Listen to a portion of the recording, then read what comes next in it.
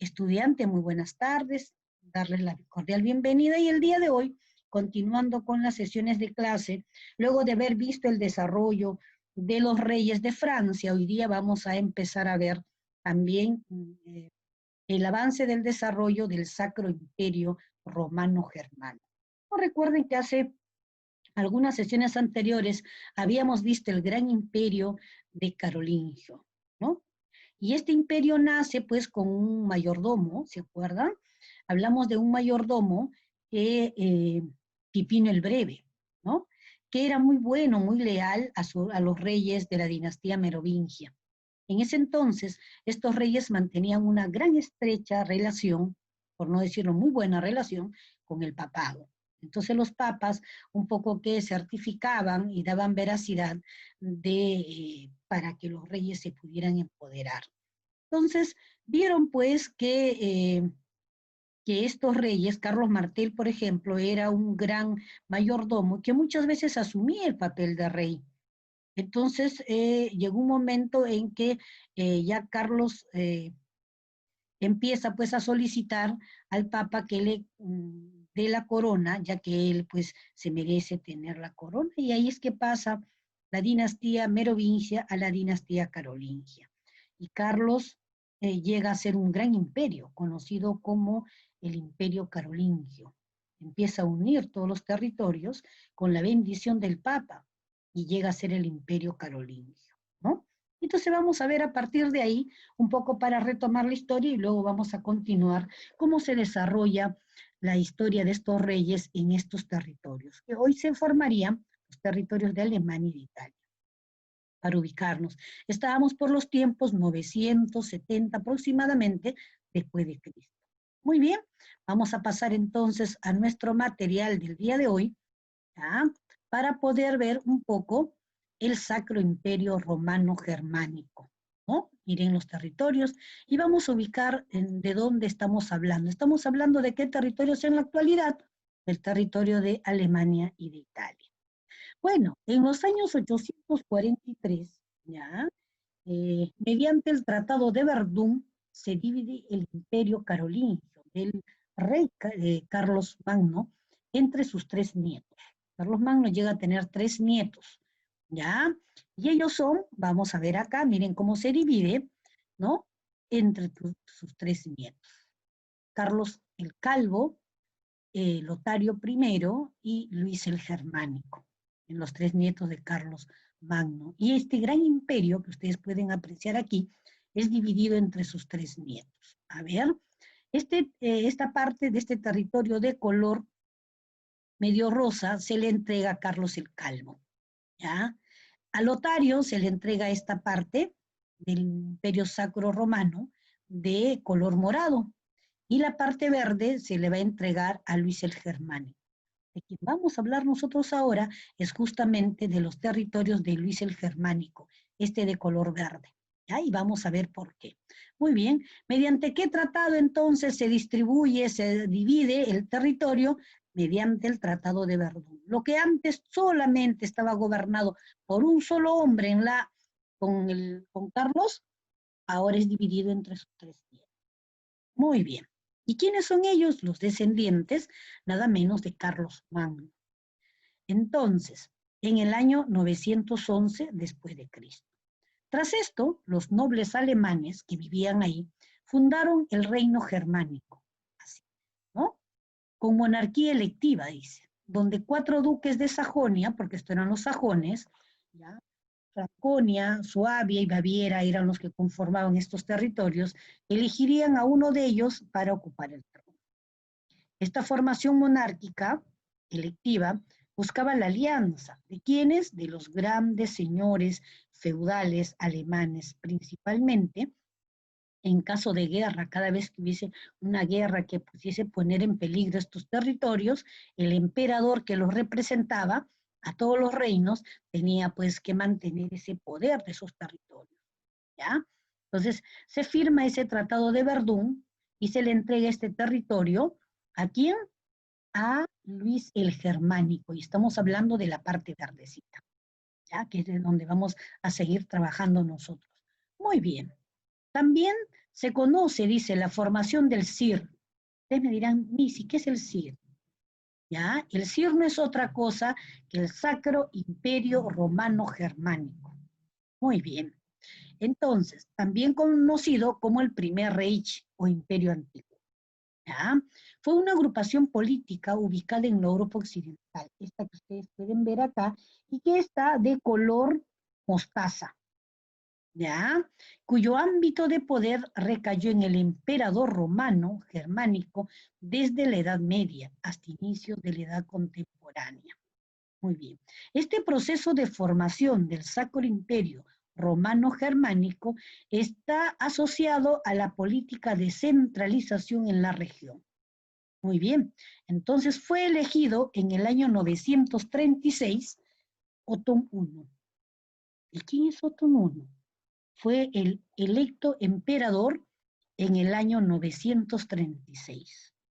Y escuchen su nombre porque es importante lo que este hombre hizo.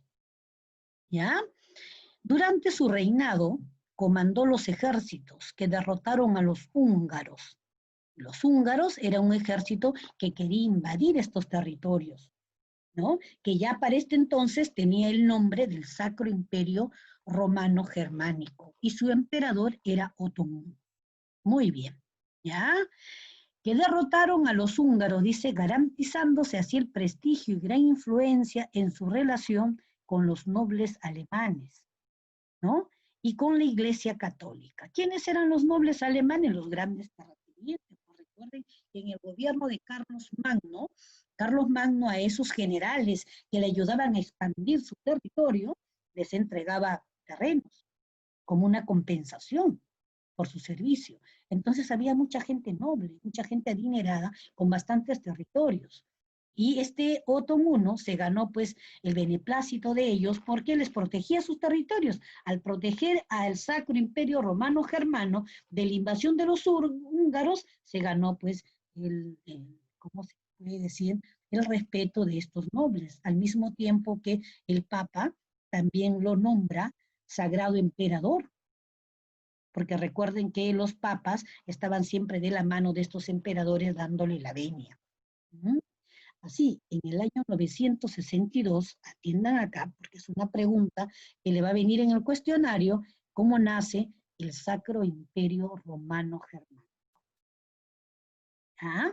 ¿En qué año? En el año 962, gracias a Otón I.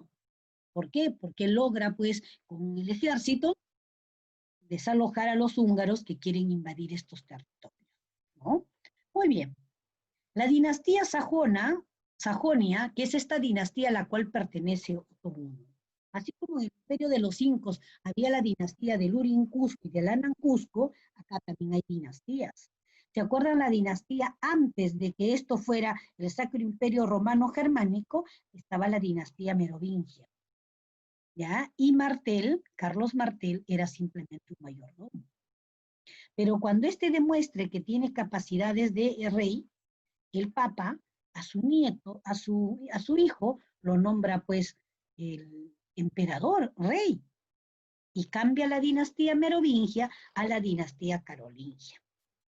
Hasta que también él cede los territorios de todo su imperio en 3 nietos. Uno de ellos le toca pues ¿a quién? ¿Se acuerdan? A Luis el Germánico. Le corresponde el territorio de color verde. Más adelante los nobles se unen y dicen, bueno, pues que van a unir y siguen entregando, pero por elección de los nobles, hasta el año 962 en que le entregan el título de rey a Otón I, que fue electo por los nobles de Alemania. Fue elegido él como emperador. Y este gran emperador, ¿ya? También logra ahuyentar a los húngaros que quieren invadir sus territorios. Gánase por ello la confianza de los nobles de Alemania y también del papado, quien lo ratifica como emperador. Así nace el Sacro Imperio Romano Germánico con Otón I. No lo olviden. Muy bien, y seguimos acá. Pero Otón I pertenecería a una dinastía. Recuerden que este Sacro Imperio Romano, a ver, no me marquen, por favor, chicos, estaba conformado A ver, estaba conformado por 4 monarquías, cuatro dinastías: Sajonia, Franconia, Suabia y Baviera. O sea, cualquiera de estas dinastías podía gobernar, porque eran los nobles que vivían ahí, ¿ya?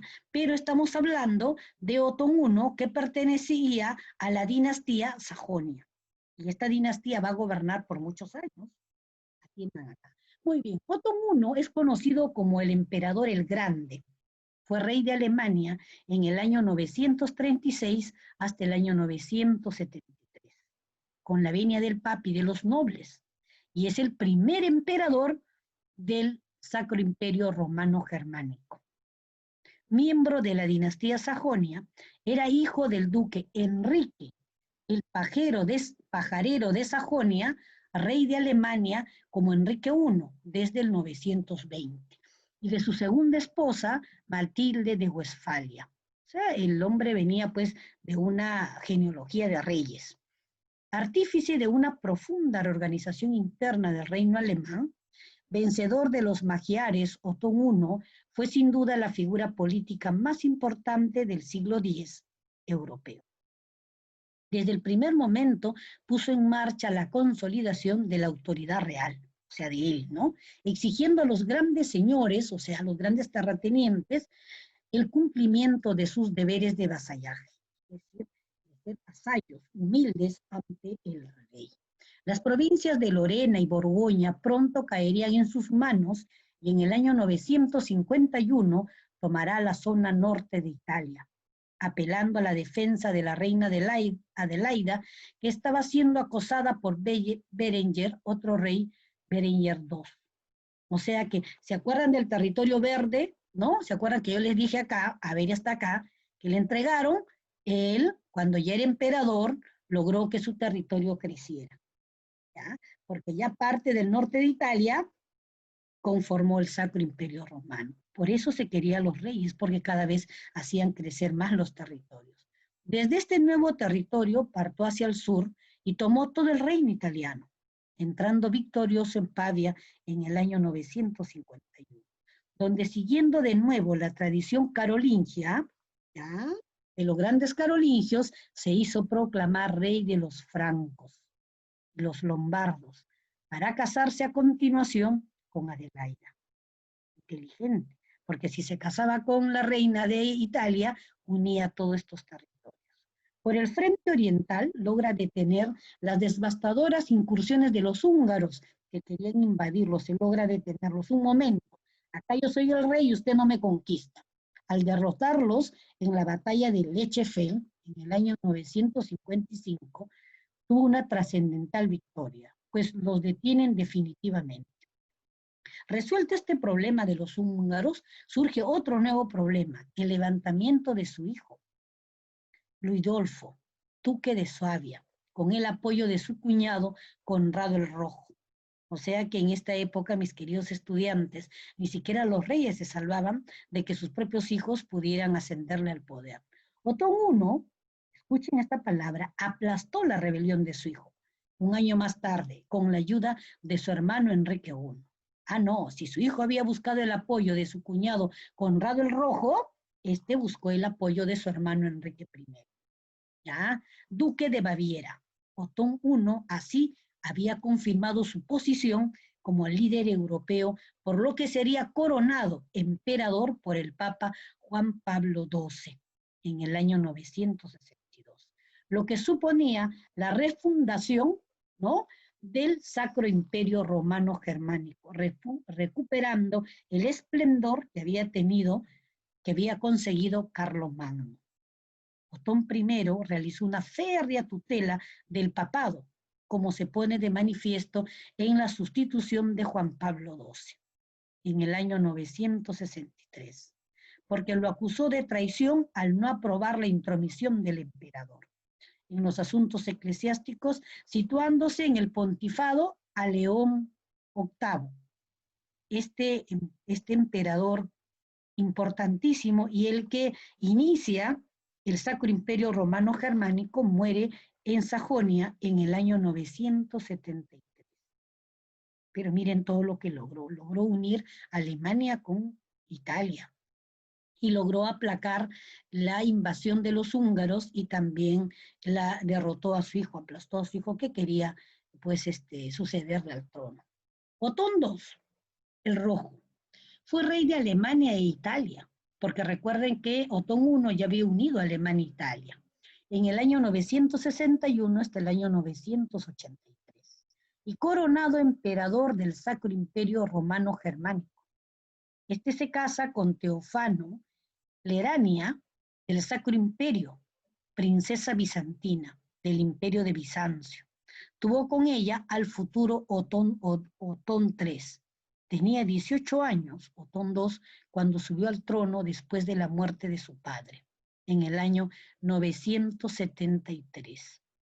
Era rey desde el año 961 a la muerte de Otón I, en que fue coronado en Aquisgrán y coemperador desde el año 967. Su gobierno fue muy difícil que el de su padre, Otón II, ¿no? El Rojo, así fue conocido en la historia el emperador Otón II, el Rojo. Fue rey de Alemania e Italia porque su padre se casó con la reina de Italia. Y coronado emperador del Sacro Imperio Romano Germánico en el año 967 y gobernó hasta el año 983, ¿no? Este se casa con la princesa bizantina y con ella tuvo al futuro Otón III, que tenía 18 años cuando sube al trono a la muerte de su padre en el año 973. Era rey desde el año 961 en que fue coronado. ¿Se acuerdan? Otón II fue coronado después de la muerte de Otón I. Muy bien. Otón III. Se dice que a los 18 años él asume como rey, cuando su padre Otón II muere. ¿Se acuerdan? Y ya para ese entonces el Sacro Imperio Romano ya era mucho más grande. Se había unido a Alemania con Italia, con el matrimonio de Otón I con la reina de Italia. Muy bien. Otón III fue coronado en Aquisgrán y su madre era Teofanía, tomó la regencia. Cabe decir, ella empezó a gobernar porque su hijo todavía era muy jovencito. Y así mantuvo esa regencia hasta su muerte en el año 991.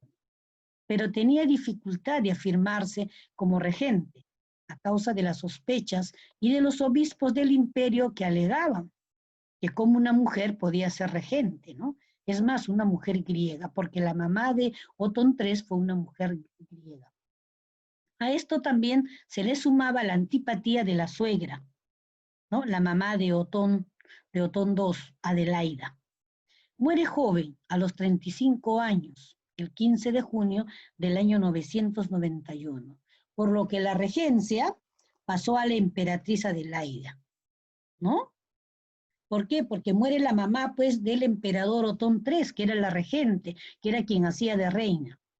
Pero como la mamá muere, y todavía Otón seguía siendo joven, entonces la regencia pasa a la emperatriz Adelaida, o sea, la abuela. Los otones tenían la intención de conseguir la unidad entre la parte germánica y la italiana. Era lo que ellos querían, que se una por fin Alemania con Italia, lo cual Otón III buscará conseguir desde sus 16 años, edad en que ya asumía el trono.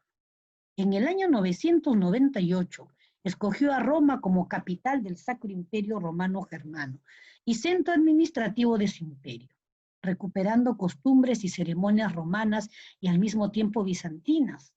¿Se acuerdan? Porque Otón II, ya, su padre, se casó con una princesa bizantina, pero manteniendo un estrecho vínculo con la iglesia. O sea, Otón III no trataba de romper, pese a que era muy jovencito y gobernó desde los 16 años, él no quiso romper el vínculo con la iglesia como lo había hecho su antecesor, padre.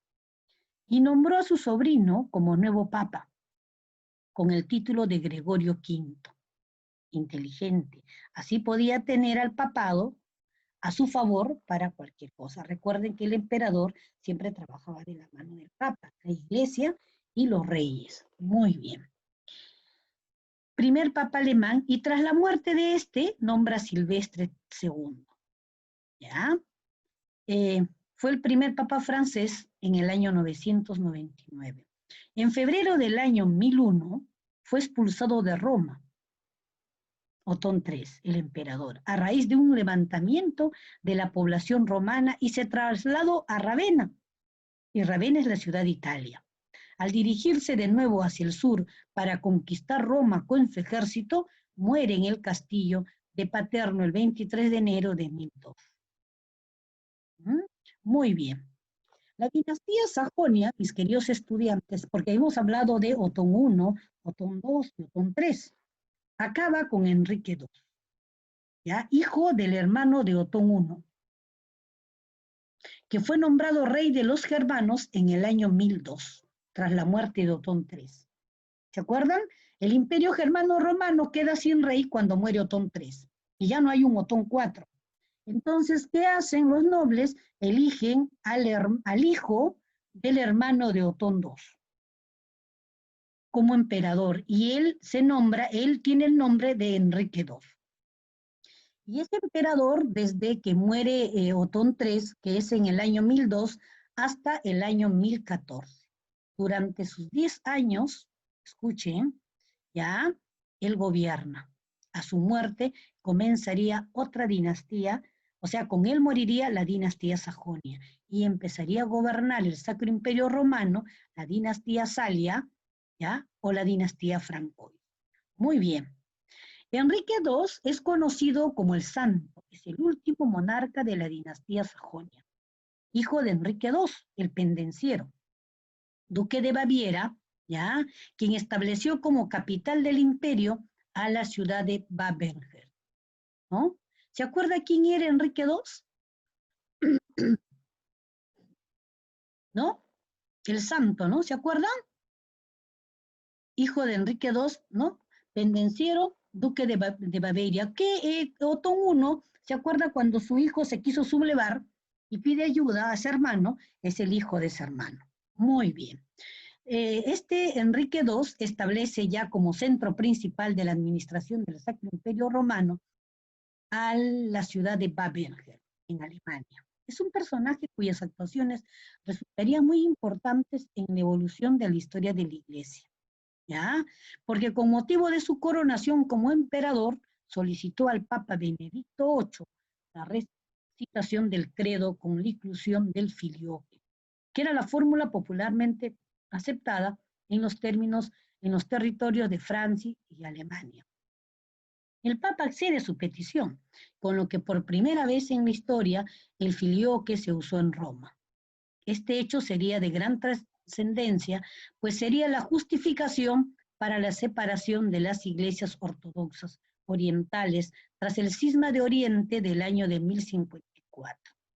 Enrique II muere en el año 1024 y fue enterrado en la Catedral de Babenberg, ¿no? Y su esposa, Santa Cunegunda, no tuvieron hijos, por lo tanto no pudo hacer que uno de sus hijos asuma el poder.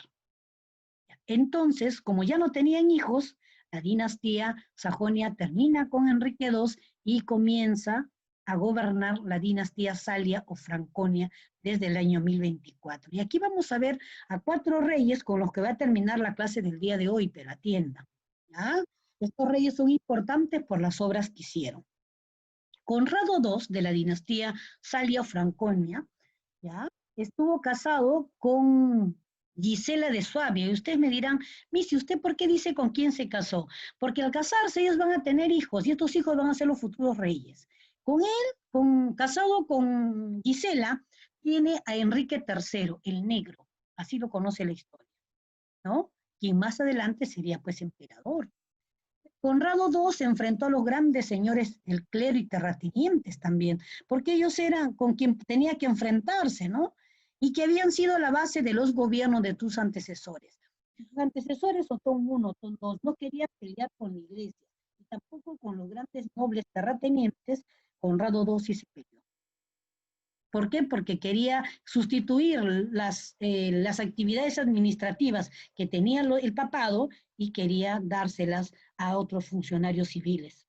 No quería que la iglesia tenga mucho poder. Muy bien, lo cual provocó, ¿qué cosa? La liberación de mercado, lo que promovió el comercio. en este Sacro Imperio, y en el año de 1039 cae enfermo y muere Conrado II. ¿Quién va a asumir? Su hijo, pues, el que tuvo con Gisela de Suabia, Enrique III el Negro. Este a su vez se casa con la hija de Canuto el Grande, pero fallece. Vuelve a casarse con Agnès de Poitiers, hija del duque Guillermo, con quien tiene al futuro emperador Enrique IV. Fue un claro representante del Césaro papista. Cabe decir que no se peleó nunca con la iglesia, a diferencia de su papá Conrado II. Él trató siempre de estar en amistad con la iglesia. ¿Ya? Asume entonces Enrique III, ¿ya? Y tiene a su hijo al emperador Enrique IV. Fue un claro representante del césaropapismo al marcar la supremacía del emperador sobre el papa. Le dice, nosotros vamos a respetarnos, pero indudablemente el emperador soy yo y usted tiene que respetar. Un vasallaje del papa, no de igual a igual. Muy bien, chicos, ya falta poco, no se preocupen. Durante su reinado, y atiendan acá que es otra pregunta, ¿ya? Durante el reinado de Enrique III, el Sacro Imperio Romano llegó a su máximo apogeo, punto al cual jamás retornaría hasta los tiempos del emperador Carlos V. ¿Ya? Luego gobernaría Enrique IV, su hijo, quien va a protagonizar la querella de las investiduras con el Papa Gregorio VII, y esta se inicia porque la Iglesia no aceptaba que el emperador nombrara a los obispos del Sacro Imperio Romano Germano, pero en el fondo era determinar quién tenía más poder, si la Iglesia o el emperador. Enrique V firma el Concordato de Worms con el Papa Calixto I, poniendo fin a todas estas discusiones que habían tenido los papas y habían tenido los emperadores, ¿no? Y con Enrique V va a terminar, pues, ¿cómo se llama? Esta dinastía del Sacro Imperio Romano. Muy bien, estudiantes, ahora vamos a pasar a las fichas un poco para reafirmar más ya todo lo aprendido, y aquí tenemos la ficha. Muy sencilla, de verdad que les juro, súper sencilla las fichas. Vamos a ver. ¿Se acuerdan? El origen del Sacro Imperio Romano se remonta a la firma de un tratado. ¿Se acuerdan? ¿De qué tratado? A ver, chicos. El Tratado de Versalles, el Tratado de Briones, de Brednin, de Briones, de Verdún. ¿Se acuerdan cuando empezamos la clase? Hubo un tratado por el cual, después que se reparte el imperio carolingio entre los tres nietos de Carlos, ¿ya? Se firma un tratado. Chicos, ¿alguien se acuerda? Miss, la sé. Miren, vamos a ver rapidito para que ustedes se den cuenta. Es que ustedes no, bueno, ya, vamos a tratar de retener rapidito, pero está en la primera fase. Acá estamos. En el año 843, mediante el Tratado de Verdún, se divide el imperio carolingio entre los tres nietos de Carlos Magno. ¿Ya? Y la pregunta es, el origen del Sacro Imperio Romano Germánico se remonta a la firma de este tratado. No se ve, solo se ve el PPT. Ah, ya, listo. Entonces, vamos a ver acá. ¿Ya? ¿Ahora sí se ve? Sí, Miss, ahora sí. Muy bien, ahora sí se ve. Entonces, el origen del Sacro Imperio Romano se remonta a la firma del Tratado de Verdún. ¿Y cuál es ese tratado? Donde se divide el imperio de Carlos Magno, el Grande, entre sus tres nietos. ¿Se acuerdan? ¿Y qué le tocaba al nieto? ¿Se acuerdan? A ver, yo voy a dejar de compartir acá y un poquito vamos a compartir la ficha en la primera parte. Por eso les pinté este mapa en tres, ¿no? ¿Se acuerdan? Que él divide su imperio en tres, y del territorio que nos interesa es el territorio de Luis el Germánico, este que está acá, el de color verde. Y ese sería el inicio de donde va a salir la cadena para el Sacro Imperio Romano. Más tarde, Otón se casa con la reina de Italia y va creciendo nuevamente hasta convertirse de este pequeño en algo mucho más grande, pero parte de esa repartición. Muy bien, entonces, volvamos acá nuevamente, ¿ya? ¿Y cuál sería acá la respuesta? El origen del Sacro Imperio Romano Germánico se remonta a la firma del Tratado de Verdún. De Verdún, pero no lo digan despacio, de Verdún, ahí es. ¿Qué significa ese tratado? ¿Por qué se da el tratado? ¿Qué mis? ¿Para qué sirve el tratado? ¿Qué indica ese tratado? Divide. Mm, Es la separación de dos lugares, de dos. Claro, divide el imperio de Carlomagno en tres, entre sus tres nietos. ¿Ya? Muy bien. El primer monarca, acuérdense, de la dinastía Sajonia, ¿quién fue? Otón uno. Otón I sería el primer monarca de esta dinastía. Y síganse acordando, a ver, muy bien, Otón I, ¿no? Él es el que empieza a hacer todos los cambios. El Papa Gregorio VII escribe Dictatus Papae, donde sostiene que, escúchenme, ¿ya? Los pontífices se encuentran subordinados al emperador. Se le otorga la libertad religiosa en el Sacro Imperio Romano Germánico. El pontífice se encuentra por encima de cualquier poder. El pontífice tiene influencia política ilimitada. La elección del Papa debe ser realizada solo por los clérigos. De eso yo no les hablé. Así que vamos a ver a nuestra ficha, ¿ya? De Historia Universal, y vamos a ver, ¿ya? A dónde está con lo de los papas. ¿Dónde estamos por acá? Ya, un ratito, por favor, chicos. Vamos a ver.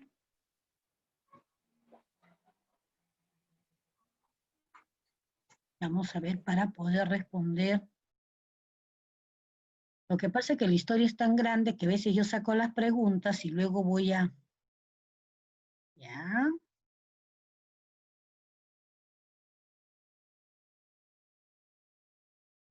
Gregorio VII.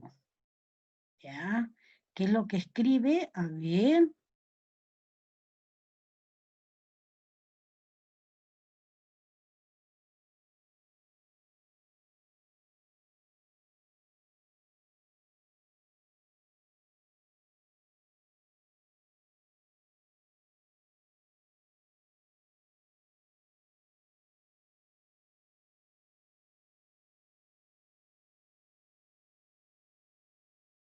A ver, un ratito. Vamos a volver atrás.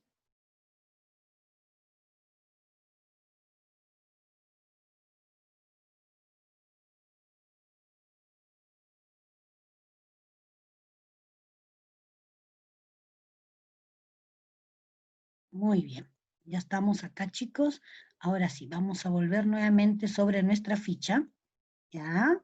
Y aquí estamos. No había cogido esa parte, hice la pregunta.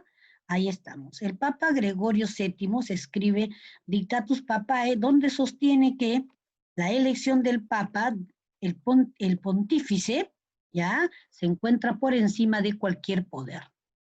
¿Ya? Haciendo alusión a que los emperadores no pueden, pues, a ver, ¿dónde estamos? ¿Mm? ¿Ya? Lo vamos a poner ahí les ayudo con esa pregunta, chicos, ¿ya? Porque no lo he considerado en el PPT. Entonces, la 3 es la C, ¿ya? Ahora sí, ustedes me ayudan acá, porque esto sí ustedes ya lo saben, de esto hemos hablado. Durante su reinado, escuchen, el Sacro Imperio Romano llegó a su apogeo, punto al cual no retornaría hasta los tiempos del emperador Carlos V. ¿Se acuerdan quién era? Y estaba en la última fase, ¿se acuerdan? En los últimos 4 reyes de otra dinastía. Enrique cuarto. Enrique. Enrique III el Negro. La que se casa por el que se casa por segunda vez y tiene al futuro emperador Enrique IV. Durante su reinado el Sacro Imperio llegó a su máximo apogeo. ¿Ya? Ahí es Enrique III. Busquen la respuesta, vamos a ver dónde está Enrique III. Ahí está, Enrique I, Enrique II y Enrique III. Muy bien. Y igual también lo marcamos. Ahora acá, el gobierno del emperador Atienda, ¿ya? Es conocido como también el primer Reich debido a su grandeza. ¿Qué es el primer Reich? ¿Ah?